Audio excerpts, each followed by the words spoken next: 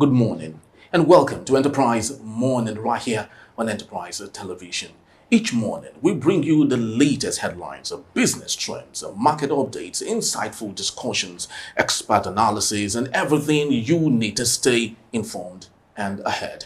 Whether you're a business leader, an entrepreneur, or someone who simply loves to stay updated, Enterprise Morning is your go-to source for all the essential news and insights.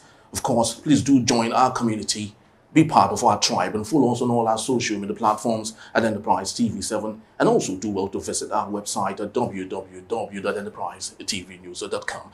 I am Henry Igwebike. And I'm Choma Okoye. Our guests for this segment are Emeka Madunago, a journalist and a public affairs analyst, and barrister Evans Ufeli. Good morning, gentlemen. Good morning. And welcome Morning. to Enterprise Morning today. All right, so quickly, without much ado, let's kick off our newspaper headlines today with the first daily we have. Choma, what do you have? Yeah, we're starting with the leadership newspaper. And on the top strip, crisis in universities. Asuu warms up as non-academic staff begin strike today. They have about 2 riders. Now take it shortly. Federal government yet to meet our demands coming from lecturers. We are in wide consultation to avert strike. That is coming from an official. Details are on page 4. All right, still on the leadership newspaper, federal government targets a 1 trillion naira economy by 2030, launch initiatives. Okay, moving on, but still on the leadership newspaper, Customs seizes assorted arms, drones, others at Lagos Airport. Details are on page 17. Very well. Let's get to the crux of the matter here. As one warms up as a non-academic staff begins to strike today. Emeka Madunago, a journalist, I would love to believe you've had so much and of course have reported a lot about strikes in Nigeria. In sub-Saharan Africa, I do not know if there's any other country apart from Nigeria that have had more strikes in our universities. I do not know, but what do you think? Yeah, because of the chaotic nature of our universities. Our universities are supposed to be autonomous. You know, they are supposed to be run by the governing councils. But you find out that, you know, it's rather according to the whims and caprices of those in power. And that's why you have recurring strikes. Issues that should just be administrative in nature, you know, and now political tools by those in power. You know, you have an agreement that was reached in 2009. It was not implemented. Then you got to 2021. You got to 2021, and then, you know, you set up another panel. The same government set up another panel, the Nimi Bricks panel, that brought out salient points and said, okay, let's move along here. Signing it became another problem. Now, other issues have been added to the list, and that's the sad thing about how things run in this country. You know, what was the issue? Basically about end allowances, about quality, you know, of teaching, of learning, of facilities in the universities. And remember, one of the Asuu strikes brought about the TEF fund, the Tertiary Education Trust Fund, which was a laudable idea. But what do you now find? Typical Nigerian politicians, every good thing, they must find a way, you know, to reap personal advantage from it. What are state government doing now? Because they want to benefit more from TEF fund, they're now establishing state universities that they cannot fund. Now, Asuu has added that to his list. So you can see, every academic year, a new issue comes in.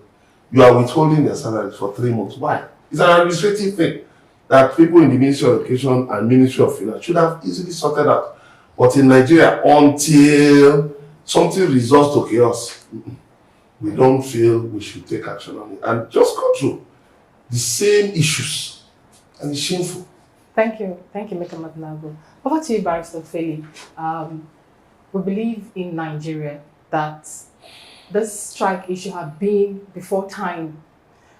Will it ever end? That is one. And with a silent point Mr. Madunago just made, that they are intertwining it with their political ambition. How long will it continue? You know, the problem we have in this country is so much. It's so much. Yesterday, 2 days ago, former governor of Rivers State was interviewed, Amechi, And he looked at us and said, this topic you gave me not to speak on. You have given it to me like if I finish my address, you will take any action. So Nigerians don't move. You now told the organizers, the listeners, has any politician told you in this country that is not a thief? Has any politician told you in this country that it does not have results or it have results? How many politicians have results from any university? So why should they promote your university? Why wouldn't they politicize it? Do they even care about the schools? You understand? Are there children in the schools? Okay, so we have a very big problem in our hands. And the fact that we play with education. You see, education is the only bridge that can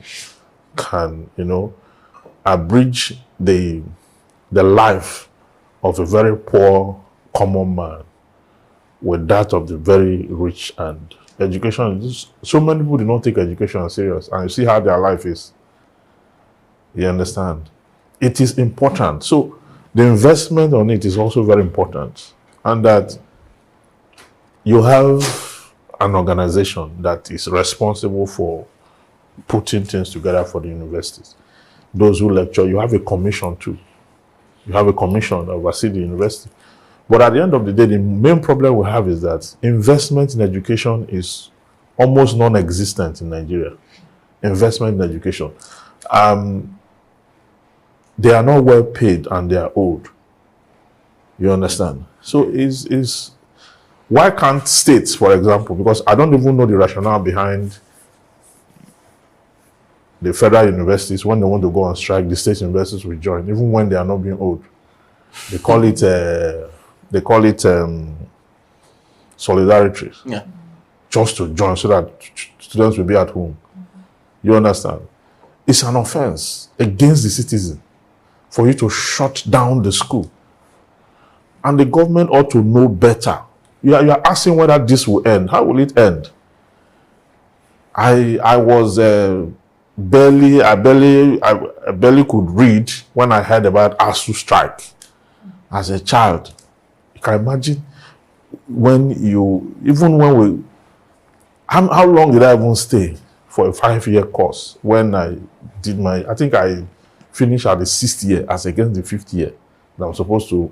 We all witnessed it for those who went to university or any tertiary institution here. We witnessed it, and today there's no end to it. There's no even sign. There's no sign anywhere that we are going to get out of this any soon. And this is very problematic. Okay? This is the week I want to go and ask that my transcript be sent from my school to somewhere.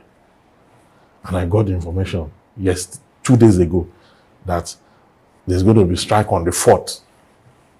I couldn't go yesterday. So now I couldn't go yesterday now. Today the strike have started. When am I going to go there?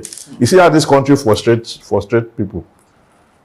So for some of us that have the option to leave and we're here, and for those who are here for the sake of the country, this government should at least have compassion on the citizens. Do what you need to do. How much do they really need? How much are they asking for that you cannot address? Okay? But now there's a very serious negotiation going on for 2 private jets to be purchased. So while we wait for the government to do the needful, with the proliferations of online schools, online universities across the globe, and of course Nigeria, is that the best bet for students in the future in Nigeria? Well, that online school cannot take the place of practical academic pursuit. Like what I mean is in-house physical academic pursuit. You can talk online to a large extent with courses that you don't require too much of practical equipment. So online can go a long way. Okay, but there are faculties, there are courses where you cannot pull through online, all through online. You need to do. In fact, our universities are supposed to be research hubs. Do you understand? Since all the research centers in Nigeria, all of them are moribund. The research institutes are moribund. So since they are moribund, and research is one of the antidote for development, why don't you empower the universities to be that research, those research centers?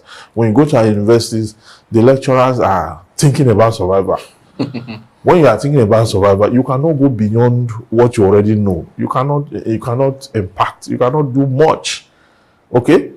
There's a school I visited in the US. The school have an airport. The school have an airport. There are over 300 aircraft in the school, owned by the school. You understand? So when you, I don't know, the value we place on education is why things are not working for us. We're not doing well at all. All right, very well said. Let's move on to the Guardian newspaper for today. And the big story here says a circular economy worries as e-waste import rises. More Nigerians resort to used items. Okay, moving on the minimum wage. NLC films as governors move to hijack negotiations. And also, again, a custom intercepts some 1.6 billion naira worth of rifles and military tools from Turkey. And still on the Guardian newspaper, I didn't discuss Kano's release, Obasanjo says. Details are on page 29. And also, EFCC accuses public servants of diverting MDAs on spent allocations. Okay, moving on. Rise in import FX rate spikes. Duty charges by 200,000 in 24 hours. Details are on page 5. All right, so let's get into the main story here. A circular economy worries as e-waste import rises. More Nigerians resort to used items. We've said, of course, we've questioned our economy and the way it's managed. There used to be a time in Nigeria when you can swipe your used air conditioner to get a new one. And even gas for cooking, I guess. You can swipe your old ones to get new ones. Right now, the situation is different. What do you think, and how can Nigeria get it back to where it used to be before, Emeka? Is by producing what exactly? locally to meet our needs. It's that simple. But the cost of power, the cost of energy today, makes it imperative that we must look for energy efficient, items in our homes, But you know what? They're expensive. So many Nigerians have to resort to these used items. And some of them are not actually good for our health. They are also not environmentally friendly. So, what do you want the people to do?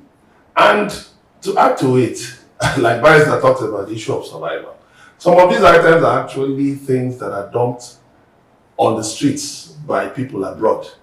And then Nigerians go pack these things and ship them down. So it's not as if maybe some of them, were paid for. They just go pack these things, like on the other side, some countries like the UK, where you have a lot of surveillance cameras. My brother was telling me that some people will load their vehicles and go far to where you won't find CCTV cameras and dump these things, because it's easy to, to change your household appliances. There's a working credit system.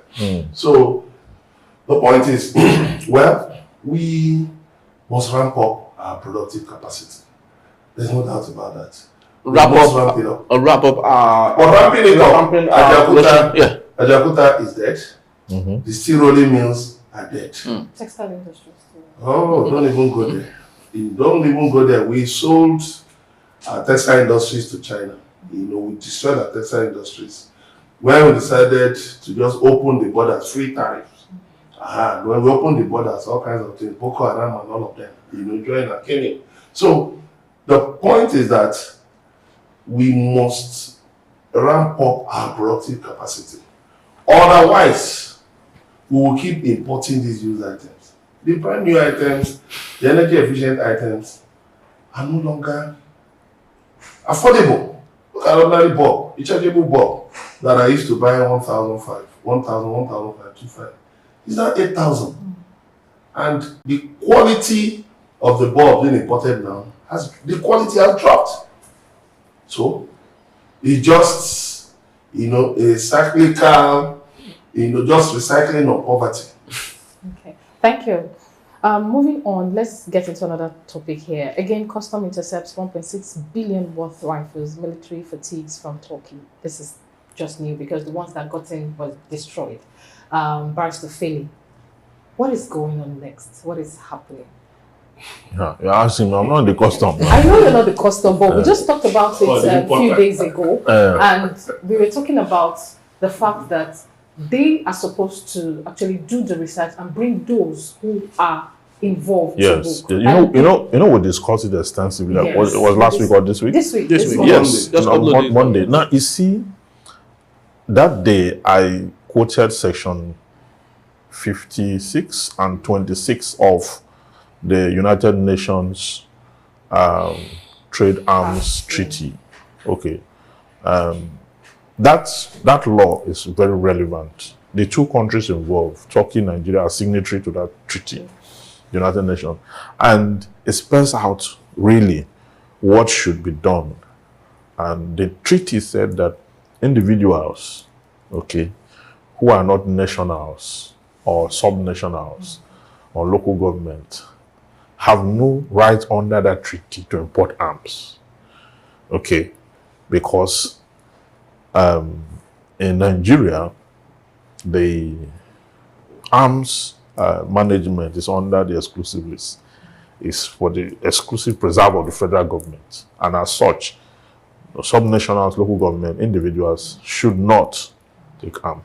And before you even import arms, they will tell you, you have to state the purpose for which you are doing that. And you have to, give reasons what you want to use those arms for. And you have to stick to those things. Okay, just like when the president wanted to buy the Tucano jets then, they say you can't do that until you go declare those people terrorists and gazette it before we can allow you to purchase it. Okay, so but now there's a violation. One thing we need to understand is that Turkey as a country is as corrupt as Nigeria, even worse than Nigeria. You understand? Okay, so these firearms are being imported by citizens. Okay, and if there is no compromise in Turkey, you can't actually get those ammunition into the sea, into the boat and all that. You can't. The vessel, you can't. So there's compromise on both ends. Okay. Now, custom here, they are doing their best to ensure that they're able to arrest and bring out these things. But I can tell you too that there are arms and ammunition that also go through this way, and customs are unable to detect, or sometimes they compromise. Because you ask yourself, these arms everybody is carrying everywhere. This explosive, those 3 women in Goza that attack 4 communities, 4 event centers, location at the same time. How did they get those explosives? How were they brought in? Okay, and all that. So there is compromise in Turkey. So the Nigerian government now this is the second inflow. Okay, the Nigerian government will need to do something about it. It is time to call on the Turkish government, or to send a delegation to the Turkish government, or to call our embassy in Turkey to go do some diplomatic duties. Let's look at the treaties again. Involve the United Nations. There's a violation somewhere of the treaty. The United Nations have an enforcement arm. Okay, even though enforcement in international law is not as enforcement in, but there is an arm that look after treaties and their violations. So, but Nigerian government must call for that. And I don't think that is what we're talking about. The president is talking about 100,000 families to get 50,000 naira, and construction across the country. And which other one again? There's one other silly thing again. Those are the things that we're discussing. We're not discussing safety. We're not discussing security, which is the primary purpose of government. we're not discussing any other thing. Maybe we're discussing the private jets that they want to purchase and all that. So how do you lead a country where there is dangerous arm emanating from a particular place, and all you are doing, you are talking about custom here, you seize, you destroy. How long are you going to seize and destroy? Yeah, talking about seizing and destroying, is it not right for the government or the customs to hand over these ammunition to our police and the other security arms, because they are not well armed? No, we have specifications, the kind of firearms that are used, not anything you just see, you start to give them. Yeah, we have specifications of what military, what the DSS have their own specification, and every firearm is numbered. It's like you number cars, plate number, everyone is numbered. You understand? So it's not just what you just see, you carry, give. It's not Biafra war where we're looking, any arm you see, give. All right, very true.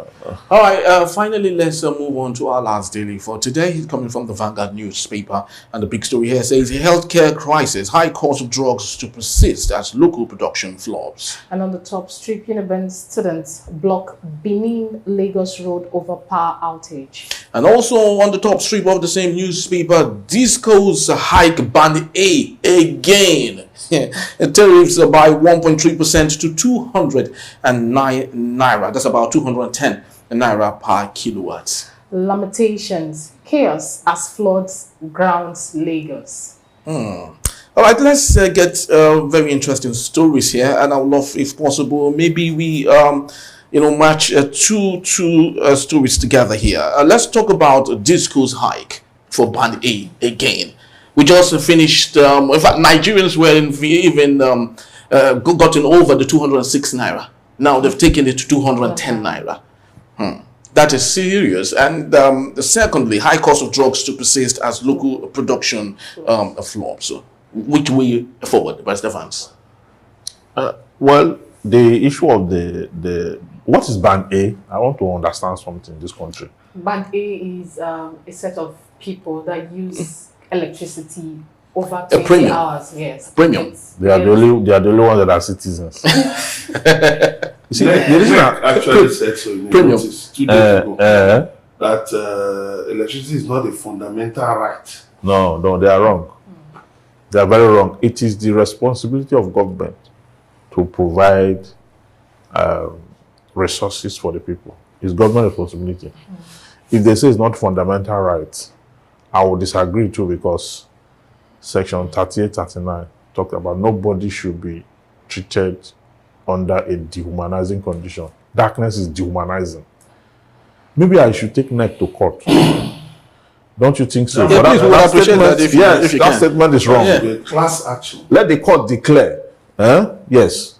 I want the court to make a declaration under fundamental right enforcement whether darkness is not subjecting a citizen to a dehumanizing condition. When you put a citizen in a condition where you cannot see, that is dehumanizing. It's servitude. So they should not veer into law. It's fundamental rights. That is it. It's like communication. You put somebody in darkness, that is not a sustainable idea. So I'm going to fight for fundamental right enforcement to that effect. Let the court make a declaration whether power is fundamental. It's fundamental for my own understanding. That's why I asked what is band A, because in that same suit you have to join the PACN. Yes, you have to do so that they will come and explain what band A means. Is that not discrimination? The Constitution says that no citizen should be discriminated against. That's also fundamental right. So it's wrong to have all these things. And then we're just looking, we don't care, we just leave. You understand? All these things are, I don't know how many cases I'm going to file. I've filed against people cheating on the expressway. I'm about to file against the names mentioned by the federal government, those sponsored Boko Haram. They refuse to. My officer should not file it. That's why I must file. This one too, I'm going to file a case against it. We have to stop these people from this nonsense. We need to mobilize ourselves, come out and tell them that we cannot continue like this. I don't know how every other person feel about it, but I feel so disappointed. Very true. All right, Emeka, you take us on the countries. You know the interesting thing, there was somewhere it was raised, and I said, you see, there's a way to measure the level of intelligence of people leading you. It's very simple. Look at the Nordic countries. They believe that and they are called the most progressive nations on earth, the leading nations on earth. They have the lowest crime rates. Even one of them has no single prisoner in prison. Yes. Jail. Why? Iceland. Very simple. They said, look, they will make sure that those things, those things that make life worth living, they enshrine them in the constitution as fundamental rights. So when they give you power, they ensure you have power, they ensure you can commute safely, they ensure so many things as your fundamental rights. They know that it will now elicit a reciprocal action from you, to be a good citizen, to pay your taxes, to keep the environment clean, and all of that. It's a, scratch my back, I scratch your back situation. But the sad thing about the level of thinking in government is that what should be all right is gifted to you. And it's not as if you look at water, for instance. The government today has not even decided whether it's a right or it's a commodity. They dance this way. When you block them here, they dance to the other side. So it's just looking for an excuse for total incompetence. And it's sad that all of this started with one of the vociferous critics of the government today, who was chairman of NEC before. All of these things started, when he was being told then that, look, these things you're setting a bad precedent with some of these things. You're going to allow this discourse to run riot and become uncontrollable. He justified it. Today, government can hardly control the discourse. With this hike, what are they trying to gain? You're trying to now, deny people their rights, and then at the same time, expect a segment of people, that they say should have 20 hours. You now expect them, to give you a revenue. And the sad thing, one of those on the lowest band, band E, the police stations. You expect the police to be on band E and to guide you. To guide those in band A. And it's unfortunate that the eye of government in this conversation is NEC. That's the regulatory authority, actually. And it's the one making this statement. I'm so angry this morning. I didn't see that report. I'll go and check it out. He's a citizen that wrote there. And they now replied that it's not a fundamental right. The person who wrote that have no understanding of what fundamental right is. Fundamental right is not what you conjure from your head. It's litigated. It's law. It's legislation rather. Okay. So we will now draw his attention to the legislation itself. If that is in print, that is in the print media, right? It is in the print media. It becomes concrete documentary evidence. Very for us to challenge and let the court make a statement. Very true. And let even the power holding, let them join the suit and let's see how we can drive this thing forward. And Choma, you see, this brings my attention to sometimes on the social media, some public hospitals actually complained that they can't pay the rates any longer because they were actually on band A, and they're saying they can't run their theaters any longer. People are going to die, incubators won't run. It's so very unfortunate. And this just reminded me of a story of a particular hospital that had to use a torchlight to carry out an operation. A governor was reading a speech, light went off. His ADC brought out his phone, put on the flashlight for a governor to contribute. You see, this what was in Akute here happened. A woman gave birth to for what they call quadruplet. Yes, quadruplet. You understand? And they had to run around to see how they're able to get them because they were premature. They were premature. They got to the hospital. They said there's no oxygen. In one of the hospitals, they left that place, went to another one. That one, they said there's no light. Okay. So they got to the third one. They said the 2 incubators they have are not functional. So in that hospital, they spread the children on the ground. And they were dying one after the other. In this same country. That's so very They were dying one after the other. So that's the country that we are managing. This is what we are managing. And then we watch our politicians do these things they do. Buy private jets. So I don't think we are serious at all. All right, I think this is just about the size of our package for this segment. We'd love to say thank you to Barrister Sofeli, Emeka, Madunagu. Thank you so very much. Thank you. And please stay tuned. We'll be right back with our main conversation. But that is When we return, crisis between FCT Minister and Senator Iweti Kingibe deepens. Just stay tuned. Yeah.